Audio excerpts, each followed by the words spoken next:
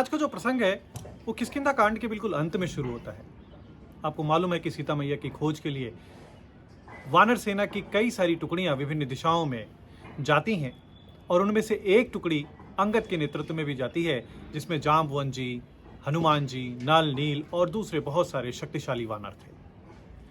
और वो सीता मैया को ढूंढते हुए समुद्र के किनारे पहुंचते हैं, जहां संपाति से उनको पता चलता है कि रावण सीता जी को हर कर लंका लेके गया है। अब लक्ष्य तो उनको पता था कि सीता मैया लंका में हैं, लेकिन वो कहाँ हैं, किस अवस्था में हैं, ये जानने के लिए तो किसी को लंका जाना पड़ता। परंतु उनके और लंका के बीच में था 100 योजन का एक विशाल समुद्र, और जिसे पार करने का उपाय किसी के पास भी उपलब्ध नहीं था। अंगद, जो कि उसके नायक थे पूरी टुकड़ी के, वो कहते हैं कि अंगद कहा ही जाऊं मैं पारा, जी संशय कुछ फिरती बारा, कि मैं इस समुद्र को लांग करके उधर जा तो सकता हूं, परंतु लौटने में मुझे कुछ संशय है। अब अंगद बाली के पुत्र थे, बाली के समान ही बुद्धिमान और महाबलशाली थे, और उस समय इस 100 योजन समुद्र को लांघने की क्षमता केवल 2 ही लोगों में थी, जिनमें एक अंगद थे और दूसरे हनुमान जी। और हनुमान जी अपनी सारी शक्तियां भूले बैठे हुए थे एक शाप के कारण, परंतु जाम्बवन जी ये सारी चीजें जानते थे, क्योंकि जाम्बवन जी तो सतयुग में भी थे, त्रेता में भी, द्वापर में, तो वो कई सारे युगों में रह चुके थे, इसलिए उन्हें इस बात को भली भांति पता था कि अंगद के मन में वो संशय क्या है।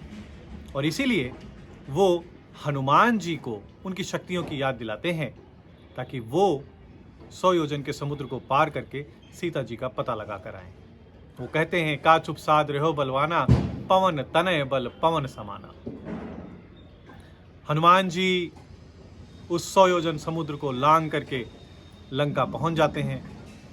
वो सीता मैया को देखते हैं, उनकी कुशल क्षेम जानते हैं, उनको भगवान श्री राम का संदेश देते हैं कि बहुत शीघ्र भी वो वानरों की सेना लेकर के आएंगे और सीता मैया को वहां से छुड़ा कर ले जाएंगे, साथ ही साथ रावण जैसे समस्त धर्मियों का नाश करेंगे। और सीता मैया की आज्ञा लेकर वो अशोक वाटिका में जाते हैं फल खाने के लिए। लेकिन आखिर अंगद का वो संशय था क्या? क्यों अंगद के मन में ये संशय था कि वो लंका जाएगा तो वापस नहीं लौट पाएंगे?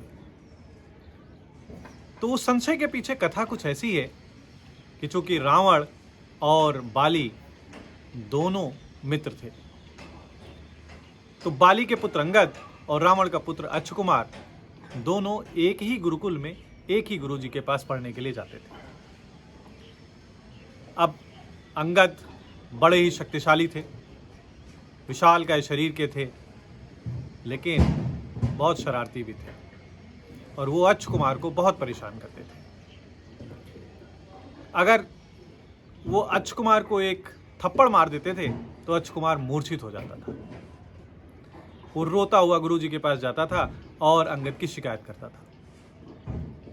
गुरुजी भी इस बात से बहुत परेशान हो गए थे, और एक दिन उन्होंने क्रोध में आकर अंगद को शाप दे दिया कि यदि तुमने अब अक्षकुमार को कभी भी मारा या उसके ऊपर हाथ उठाया तो उसी क्षण तुम मृत्यु को प्राप्त हो जाओगे।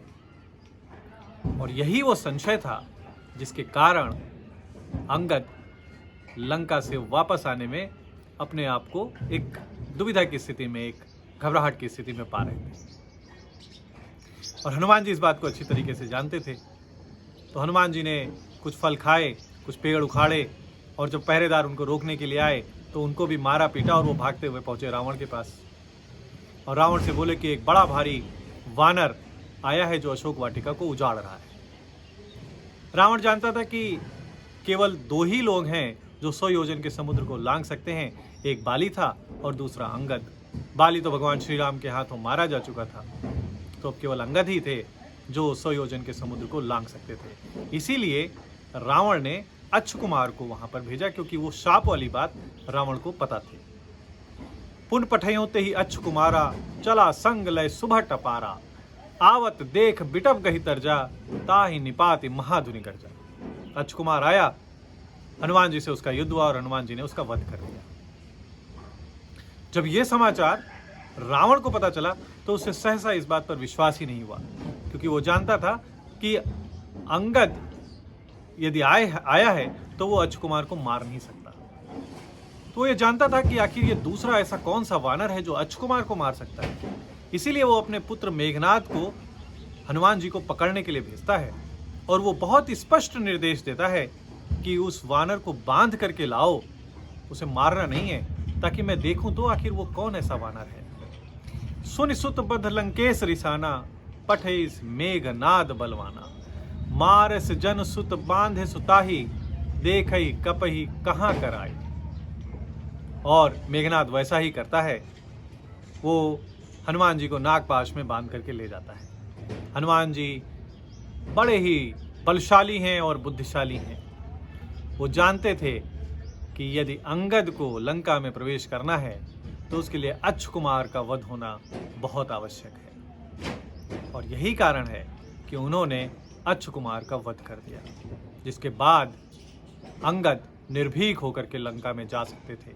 और इसीलिए युद्ध के पहले वो एक शांति दूत बनकर के अंगद रावण की सभा में जाते हैं, जहां वो अपना पैर ऐसा जमाते हैं कि रावण का कोई भी योद्धा, यहाँ तक कि मेघनाद भी उनके पैर को हिला भी नहीं सकता है। तो ये था अंगद के मन का संशय, जिसे दूर किया बजरंग बली ने। आशा है कि आपको ये कथा, ये प्रसंग अच्छा लगा होगा।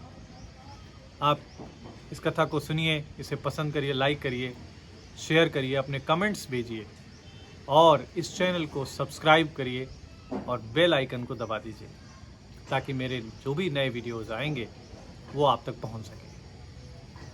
धन्यवाद। जय श्री राम। इस चैनल पर बहुत सारे ऐसे वीडियोस हैं जो आपको बहुत पसंद आने वाले हैं। इन आइकन्स पे क्लिक करके उन्हें देखिए और इस चैनल को सब्सक्राइब करिए।